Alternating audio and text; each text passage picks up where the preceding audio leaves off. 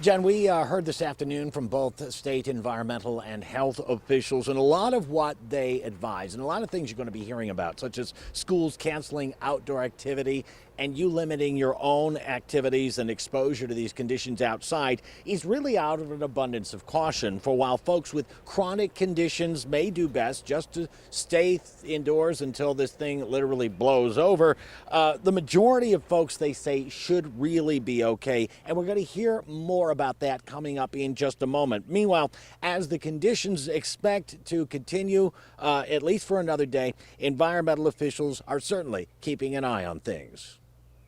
We have several stations around the state, almost a dozen, where we're taking current monitoring. Here's one right off the thruway in Cheektowaga, but you don't have to really wait for the results from one of these things to keep track of all this for yourself, according to the DEC Commissioner Basil Sagos, who indicated he doesn't. The default weather app on my iPhone goes right to an air quality map that's really handy for wherever you are. You can tap on that, see the actual numbers.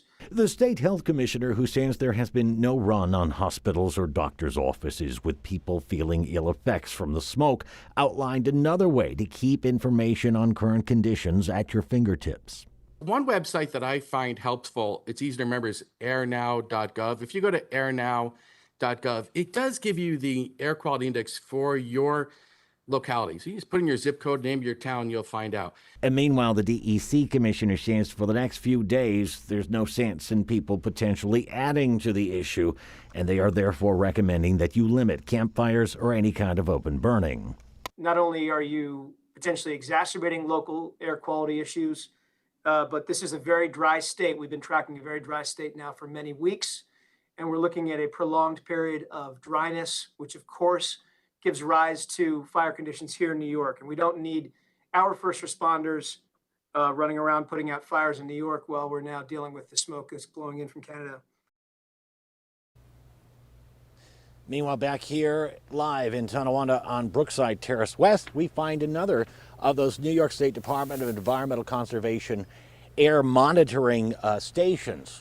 Meanwhile, environmental officials in Canada say most of the wildfires are believed to have been started by human activity, and the Canadian Forest Service says it is very difficult to determine the impact of so-called climate change on a single fire season. So they are urging caution there before people start jumping to conclusions.